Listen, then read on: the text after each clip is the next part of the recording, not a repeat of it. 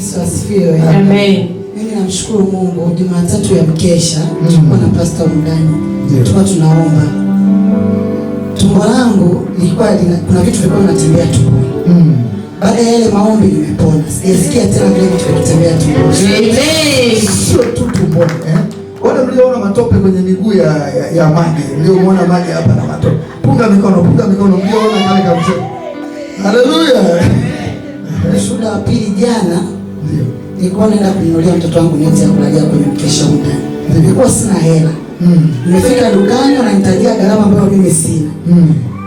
Nikasema sasa hela napata wapi? Nikakumbuka kuna kahela nako M-Pesa. Lakini sasa kahela yenyewe ndo aka sina matumizi mengine.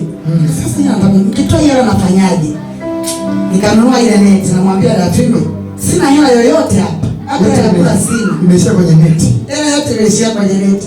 Akaniambia muamini Mungu, utapata hela uliyotumia, Mungu atakupa hela nyingine. Amen. Katika kutembea barabarani nikakutana na mtu akanipa hela. Amen. Sana malaika wa fedha. Malaika wa fedha. Jesus, wengine zimerudi, wengine wamepokea.